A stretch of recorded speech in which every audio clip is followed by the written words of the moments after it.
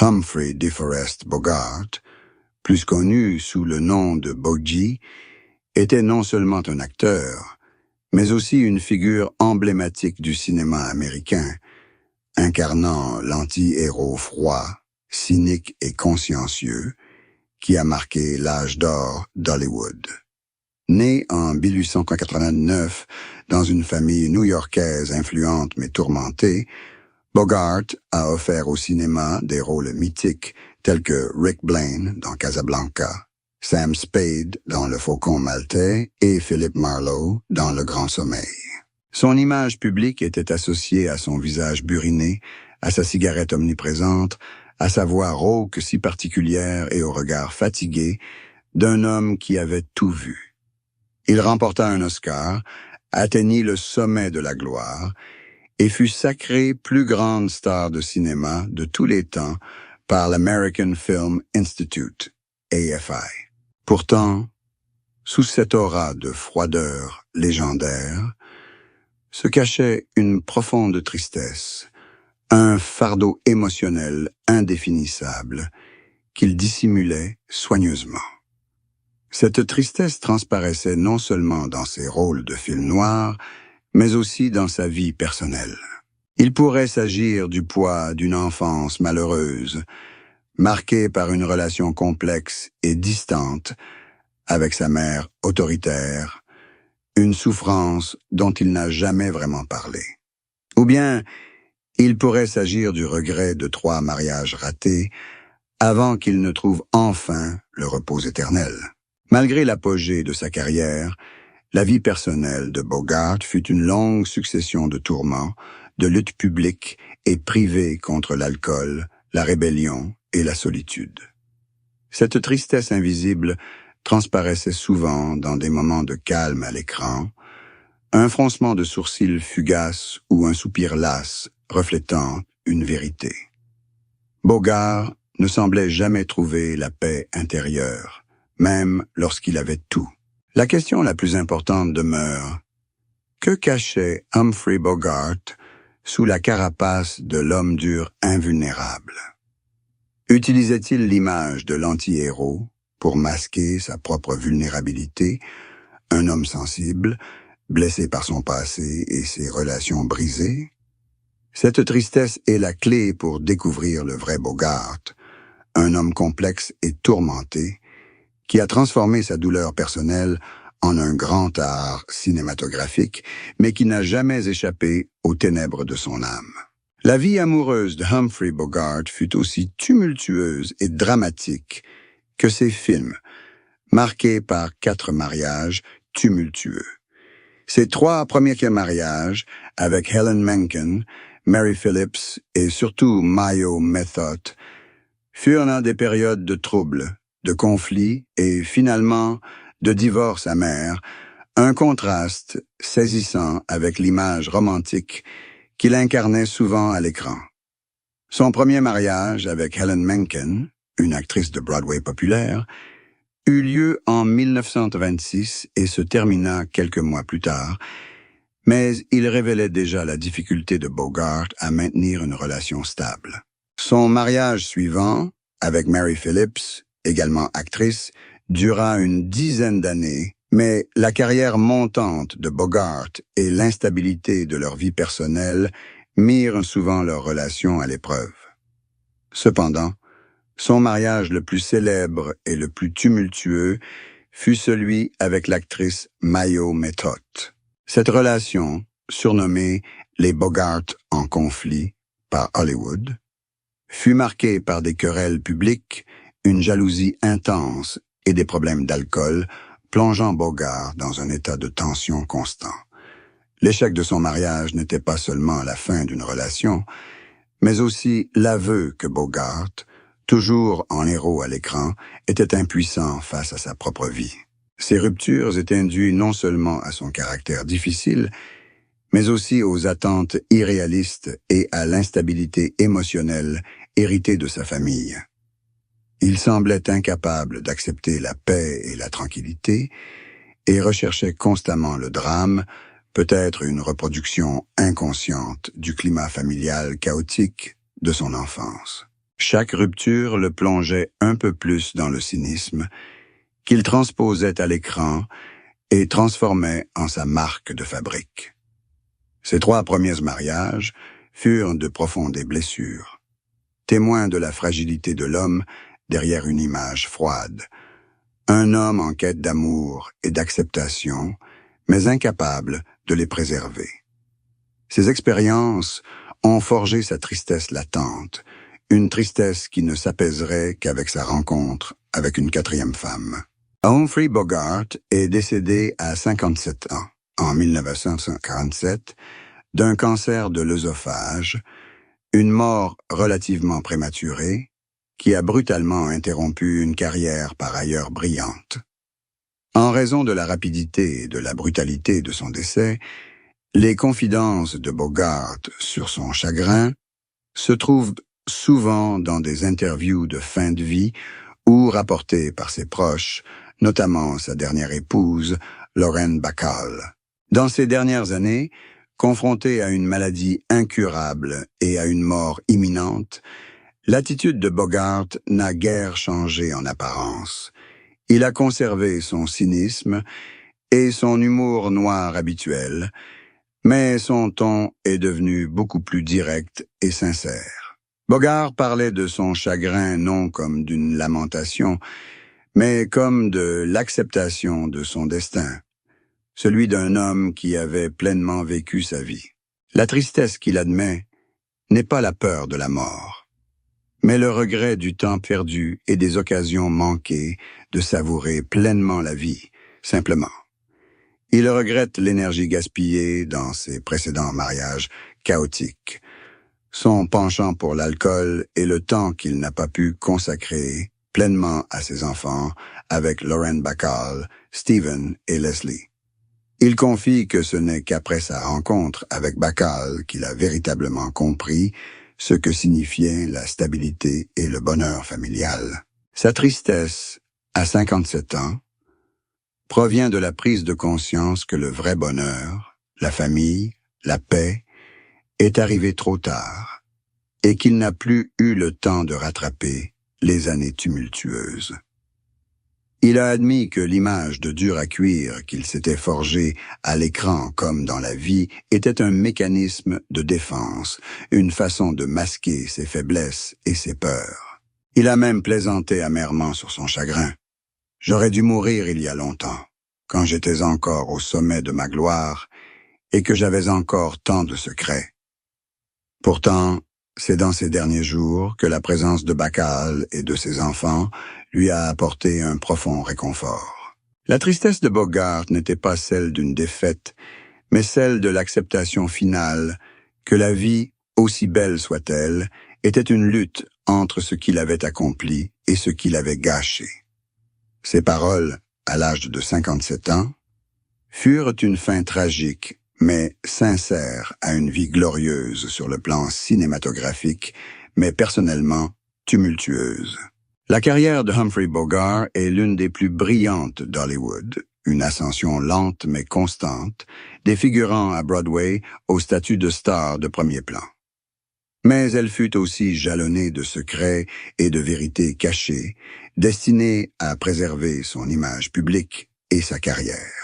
Le premier et le plus important secret concerne la cicatrice sur sa lèvre supérieure, un trait qui lui donnait son air si particulier et sa voix rauque.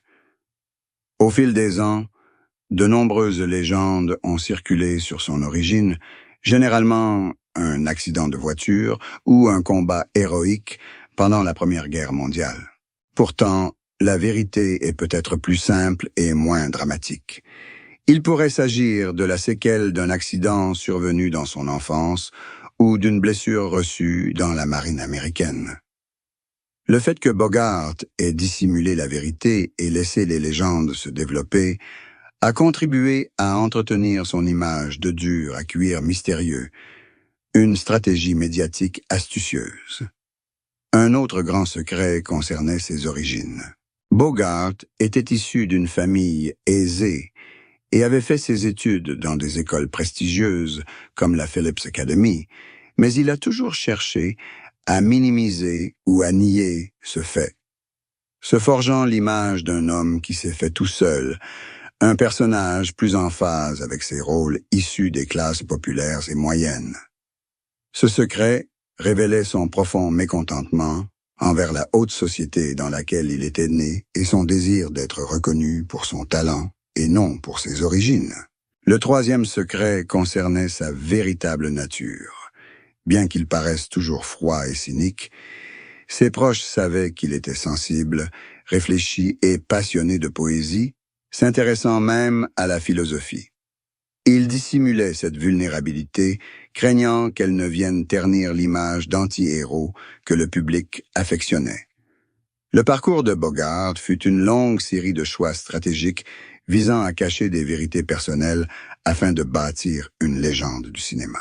De tous les mariages tumultueux et les secrets évoqués, la confession la plus choquante concernant la vie amoureuse de Humphrey Bogart est sa prise de conscience tardive, de sa tendance à l'autodestruction et de sa dépendance affective au drame, héritée de son enfance.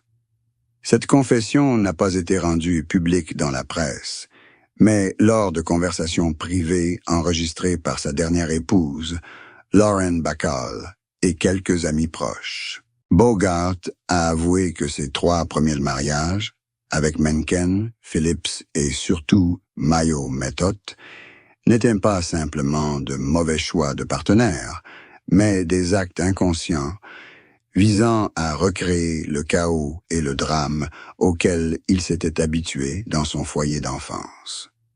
Il a confié que l'instabilité et les conflits avec Method, bien que douloureux, lui procuraient un sentiment étrangement familier et rassurant, une répétition de l'environnement dans lequel il avait grandi.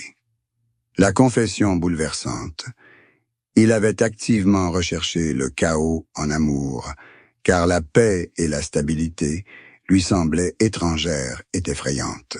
C'était une vérité psychologique brutale qui expliquait pourquoi un homme brillant et accompli s'était retrouvé à maintes reprises pris dans des relations toxiques.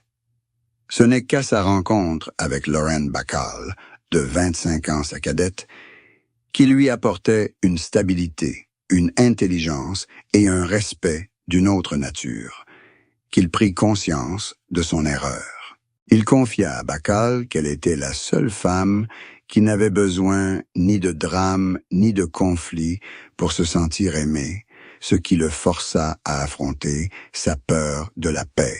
Cet aveu changea la perception que Bogart avait de lui-même. Il n'était pas seulement un coureur de jupons ou un dur à cuire, mais un homme profondément blessé qui utilisait la rébellion amoureuse comme mécanisme de défense contre sa propre fragilité. Cette confession est essentielle pour comprendre le parcours de Bogart, du chaos à un épanouissement tardif, et montre que même les icônes les plus emblématiques doivent se livrer à une profonde introspection pour trouver le véritable amour. Le 4e mariage de Humphrey Bogart avec Lauren Bacall en 1945 fut non seulement un événement sensationnel à Hollywood, mais aussi le tournant le plus important de sa vie personnelle, lui apportant une stabilité et un bonheur qu'il n'avait jamais connus. Bogart parlait de son mariage avec Bacall non pas avec son cynisme ou sa froideur habituelle, mais avec un profond respect et une sincère gratitude. Il décrivait souvent Bacall, qu'il appelait affectueusement « baby », non seulement comme son épouse, mais aussi comme sa confidente et le seul refuge dans sa vie tumultueuse. Il disait que Bacall était la première femme avec laquelle il n'éprouvait aucun besoin de jouer un rôle, une libération de l'image de dur à cuire qu'il avait cultivée pendant tant d'années. Ce qui est particulièrement remarquable, c'est la façon dont il parlait de la différence d'âge, 25 ans, et de la carrière de son épouse. Il a toujours encouragé sa carrière et respecté son intelligence vive, un contraste saisissant avec les mariages précédents, marqué par la jalousie et la compétition. Bogart confiait que Bacall lui avait enseigné le sens de la famille et des responsabilités, l'aidant à devenir un meilleur père et un meilleur mari. De cette union naquirent 2 enfants, Stephen et Leslie, et il exprima souvent des regrets de ne pas avoir eu d'enfants plus tôt et de ne pas avoir eu plus de temps à consacrer à son rôle de père. Bacall m'a offert une vie dont j'ignorais l'existence, confia-t-il. Elle était l'antidote à mon cynisme. Ce mariage n'était pas seulement une histoire d'amour romantique, mais aussi le symbole de la rédemption personnelle de Bogart, un passage du chaos à la stabilité. Il trouva un équilibre entre la gloire hollywoodienne et sa vie privée qu'il n'aurait jamais cru possible. L'hommage public de Bogart à Bacall fut l'ultime preuve que même les cœurs les plus endurcis peuvent guérir et trouver le vrai bonheur. La vie de Humphrey Bogart était une symphonie complexe d'art et de tragédie personnelle, où son personnage d'anti-héros charismatique à l'écran était nourri par une profonde tristesse et des tourments intérieurs. La conclusion de son histoire est sans doute la synthèse de sa personnalité complexe et de sa quête de vérité. Bogart, qui dissimulait sa souffrance sous un voile de cynisme et d'alcoolisme, a traversé 3 mariages ratés, une forme d'auto-punition inconsciente. Sa carrière, aussi brillante soit-elle, reposait sur des secrets concernant ses origines et sa personnalité. Ses aveux à 57 ans, empreints de regrets pour le temps perdu et d'acceptation de sa mortalité, furent tragiques mais sincères. Cependant, le point culminant et la rédemption de son histoire furent son mariage avec Lauren Bacall, qui lui apporta la stabilité, l'amour et le sentiment d'appartenance à une famille qu'il n'aurait jamais cru mériter. L'héritage de Bogart ne se résume pas à des rôles iconiques ou à des Oscars, mais témoigne aussi de la complexité humaine. Même les hommes les plus durs et invincibles en apparence sont des êtres fragiles, marqués par leur passé et aspirant à l'amour. Il a montré à Hollywood et au public que la grandeur artistique est indissociable des tourments personnels. L'histoire de Humphrey Bogart nous rappelle que la quête de la paix et du véritable amour est un combat de toute une vie, et que parfois les meilleures choses arrivent tard et sont éphémères. L'héritage de Humphrey Bogart ne se résume pas à une liste de rôles mémorables, c'est un véritable phénomène culturel qui a façonné notre perception de l'héroïsme et du cynisme au cinéma. Son héritage cinématographique repose sur son talent unique pour incarner l'archétype de l'anti-héros, un homme cynique, désabusé, mais toujours animé d'une compassion latente et d'un sens moral, souvent révélé dans les derniers instants. Son rôle de Rick Blaine dans Casablanca, 1942, est devenu un modèle intemporel de sacrifice romantique, où Bogart a redéfini le concept de héros, un héros imparfait, discret, mais d'une grande profondeur et complexité émotionnelle. Son héritage artistique réside également dans son rôle d'icône du film noir, grâce à sa capacité à transmettre la tension, le mystère et la lassitude morale de l'après-guerre. Des films comme Le Faucon Maltais et Le Grand Sommeil ont consolidé son statut d'icône, apportant une authenticité au cinéma hollywoodien et rompant avec l'idéal masculin dominant. De plus, l'héritage culturel de Bogart dépasse largement le cadre du cinéma. Il est devenu une icône de style, son trench coat, son fedora et sa cigarette, imité et célébré pendant des décennies, symbolisant une masculinité décontractée et une intelligence vive. Le plus important dans son héritage réside dans le mélange de sa vie et de son jeu d'acteur. Ses tourments personnels, Ses mariages ratés, son alcoolisme et son caractère difficile ont nourri la complexité de ses personnages, les rendant plus crédibles et nuancés à l'écran. L'alliance de sa vie tumultueuse et de son image froide, finalement contrebalancée par son amour pour Lauren Bacall, a créé une véritable légende, prouvant que les personnalités complexes et tourmentées peuvent inspirer les plus grandes œuvres d'art. Il a laissé derrière lui un héritage d'immortalité, une référence en matière de jeu naturel et une capacité à transformer le cynisme en un charme irrésistible, faisant de lui l'une des stars les plus aimées et influentes du XXe siècle.